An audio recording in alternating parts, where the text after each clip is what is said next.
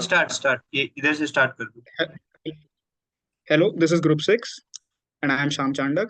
And we have created the presentation based on our learnings from the article. Having trouble with your strategy, then map it. Now, I would like to introduce you to our team. So, our team consists of 6 members, which is Rishika Bang, Thalapali Anish, Lun Sanglin, me, Kiran Gondule, and Parmar Jaideep. Now, I would like to begin the presentation by defining what is a strategy map. So, a strategy map is a visual representation which helps in linking business objectives, processes, and outcomes. It helps in aligning the roles of the employees with the long-term goals of the organization, and help in building show cause and effect relationship between those goals and the performance. Can we move to the next slide? So now I would like to define what are the various components of a strategy map. So first and foremost is the financial perspective. We all know that a business follows a principal agent relationship. That is, the shareholders are the principal, and everybody in the company is an agent to the principal. That is, they are working for the betterment and the helping in the growth of the shareholders' wealth, which is the major thing about the financial perspective, that the company must focus on revenue growth and productivity. After revenue growth, the firm must focus on their customers. That is, while adding value to their shareholders, they must also focus on providing value to their customers and identify customer segments which suits to the products that they're offering. Third is the internal process perspective, which means that what are the changes that the company must implement in their processes to help in creating value to the customers as well as to their shareholders. Last but not the least is the learning and the growth perspective, which means that after implementing those changes, what are the learnings of the company, and what further changes they must bring to make sure that they stay on the track towards their long term goal. Now I would like to call Anish to continue from here. Yeah, thank you, Sham. Can we go to the next slide? Yeah, so let us discuss why strategy maps are important. Strategy maps are important for several reasons like alignment, clarity, and focus. They help to align the organization's strategic objectives with its operational activities, encycling that everyone is working towards a common goal. And coming to clarity, they provide a clear and concise overview of the organization's strategy, making it easier for employees to understand and contribute to its success. By focusing on a limited number of key objectives, strategy maps helps to prevent organizations from becoming distracted by too many competing priorities. And it also helps in transition from tangible to intangible assets. Like it reflects the shift from industrial age assets to information age assets. And also balanced scorecard integration includes connecting strategic objectives across 4 perspectives. Now I would like to call Rishika to continue. Thank you, Anish. So now we'll look at how we have to build a strategy map. So for building a strategy map, first we can go with the top-down approach. We have to define the vision and mission of the company. And then we have to assess the current performance and evaluate the current performance of the company by looking at the financial perspective. So revenue growth strategies and productivity improvements have to be implied on the strategy map. After evaluating the financials of the company, we have to go for the customer perspective. So defining value positions and target segments of the company that the company wants to achieve. The next is internal process perspective. Like what would be the key processes and what would be the new innovation strategies of the company.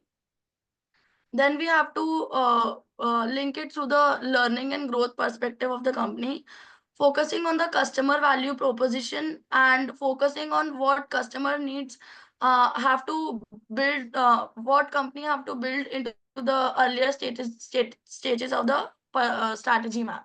So aligning employee skills and technology with the strategy map.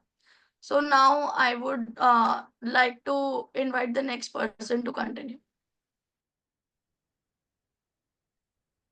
Next slide, please.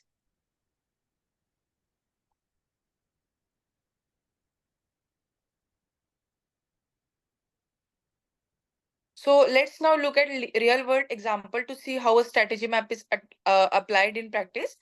So Mobile developed a comprehensive strategy map that helped the company align its strategic objectives across different areas. So firstly, in terms of financial goals, Mobile it aimed to increase its return on capital and drive revenue growth.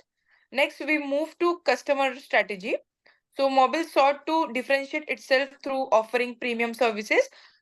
This allowed the company to stand out in a competitive market by providing higher value offerings tailored to its targeted customer segment.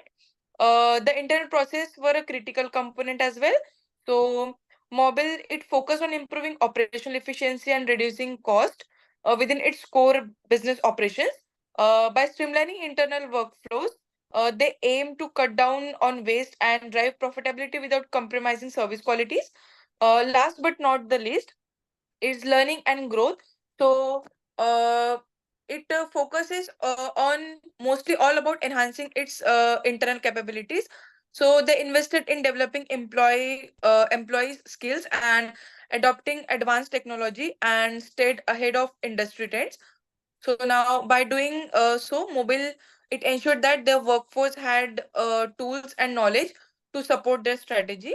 Now next over to Loon. Yes, thank you, Kiran. Hello.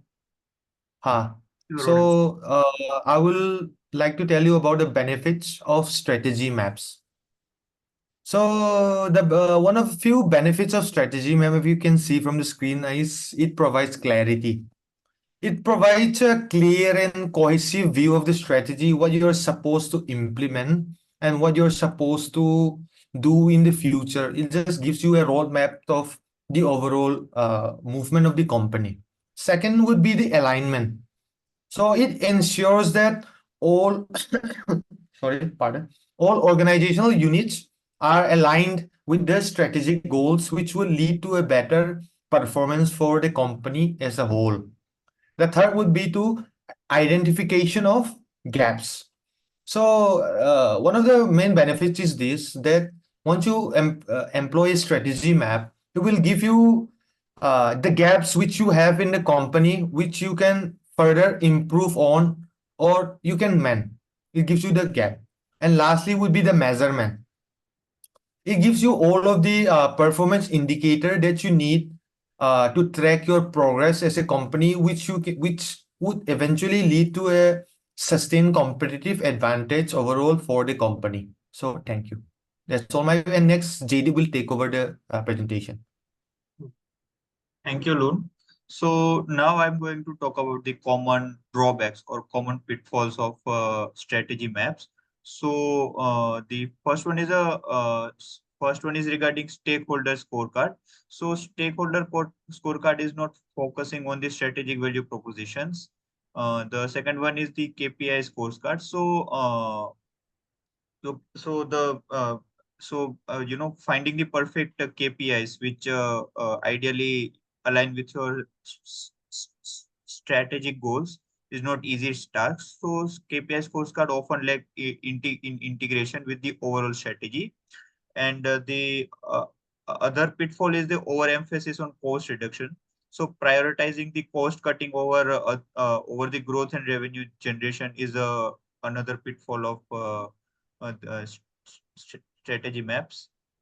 And the another thing is ignoring the intangible assets. So overlooking the corporate culture and employee knowledge. So the only objective aspects of business are included into the strategy map, and the intangible parts such as culture and employee knowledge are not included. So our conclusion is that the strategy map as a tool is essential for visualizing and communicating strategic objectives. It also helps us to identify the gap. It exposes the gaps and inconsistencies in our strategy.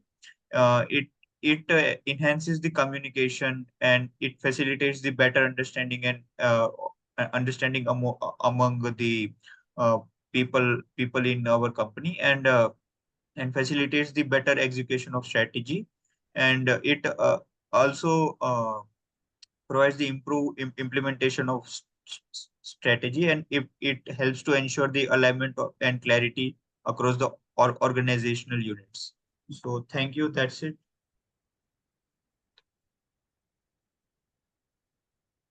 Thank you.